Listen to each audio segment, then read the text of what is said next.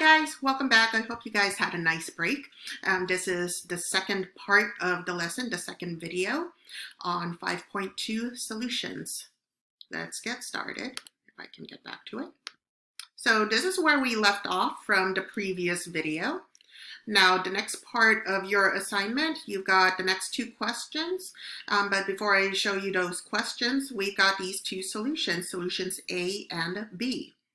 So with solution A, we have a light bulb that's stuck on top of it and the light bulb is lit up. Compare that with solution B, it's got the same type of light bulb, but the light bulb is not lit up.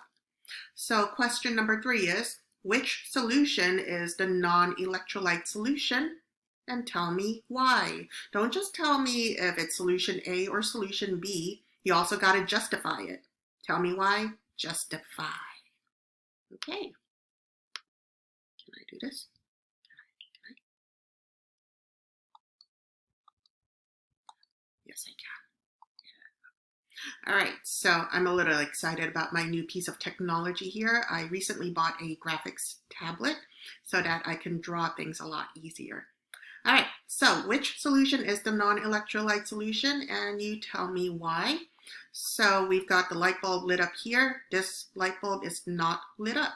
So remember that electrolyte means it's got ions in it, and it's the ions that help generate electricity in that solution, in that water solution.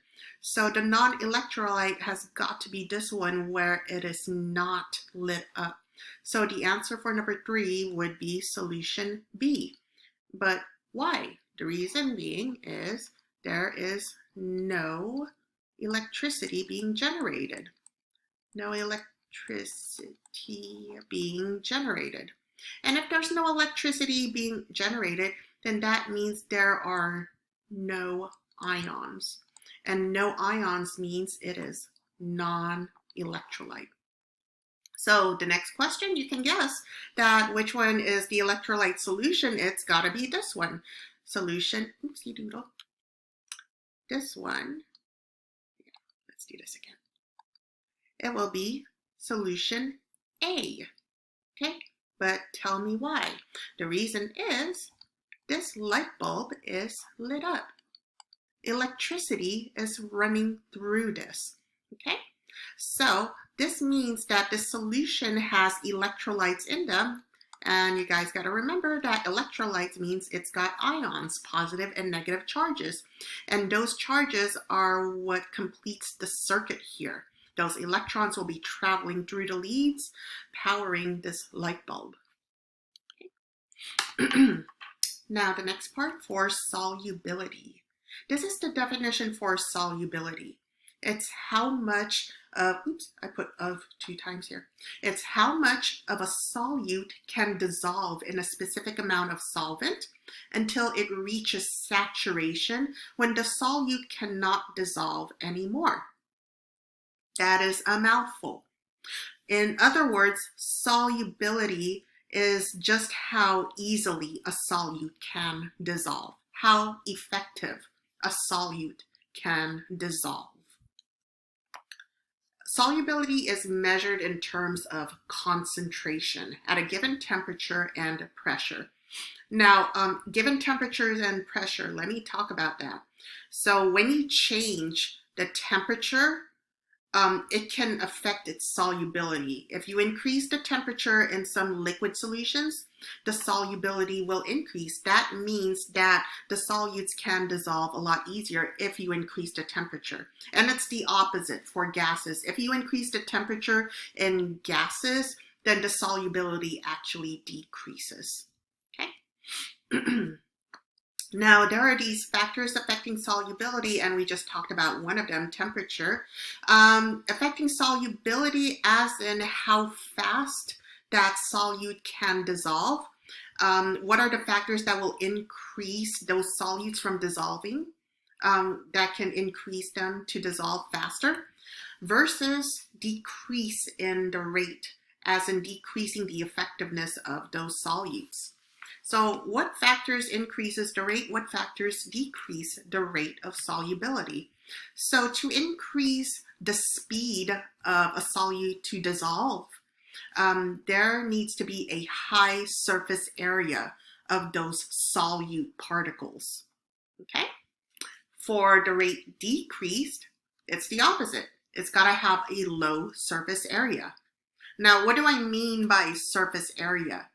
Well, first of all, it's the size of the surface, the amount of surface it is.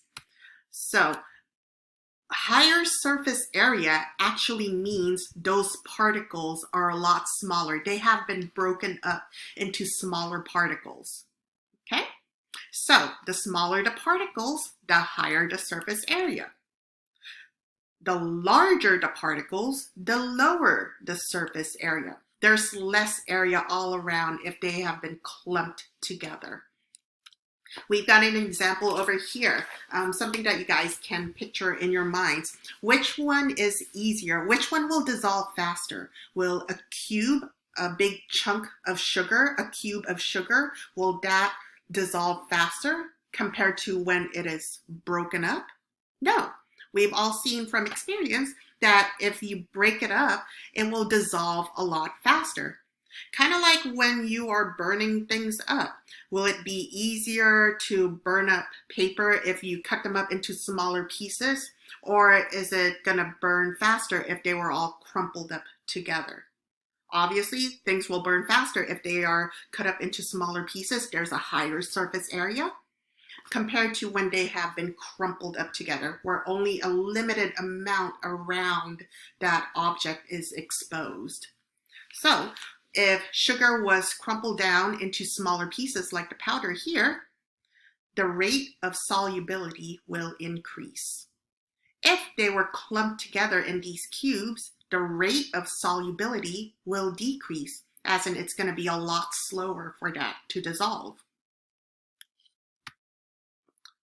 Also, the factor that can affect solubility, we talked about it already, increasing the temperature. Okay. To decrease the rate of solubility, just decrease the temperature to make it dissolve a lot slower. Okay. The reason being is that for the temperature that has been increased, that means there is higher kinetic energy in the particles.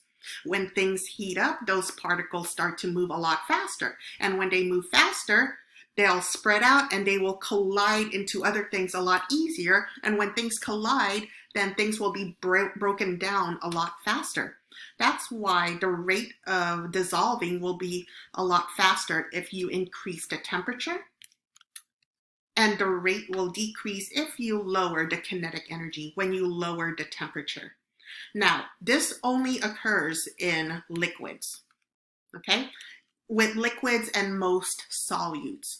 This is the complete opposite when we're talking about gases mixed in liquids, okay? Now, for gas solubility, you just have to know that for gases, it is the opposite effect. When we increase the temperature here, let's take a look at the x-axis down here. From 0 to 60, increasing the temperature in Celsius. Look at the solubility of this carbon dioxide gas. The solubility, the effectiveness of this carbon dioxide to mix in with the water decreases drastically. So when gases heat up, they don't want to stay inside the solvent. When the gases heat up, they already have a high kinetic energy that when you heat them up, they move a lot faster and they will escape and leave the liquid. That's why the solubility of gases is the opposite effect when you heat them up. The warmer it is, the less gases there are mixed into the solution. An example would be soda. So if you've ever drank warmer soda, it's a lot flatter. There's not that much bubbles left in the soda if it's a lot warmer. That's why sodas are better when they're a lot colder, because the temperature is cooler. It's able to keep the gases inside the liquid a lot better, a lot more efficiently compared to warmer beverages. It just so happens that oxygen, the rate of solubility for oxygen here, there's really not that much of a difference when you increase or decrease the temperature, but it does affect the carbon dioxide. hence explains why it's better to drink cold soda when it's still fizzy and bubbly in your mouth. Okay, so I'm going to stop right here, and you guys may take a little break or move on to the third lesson. See you soon.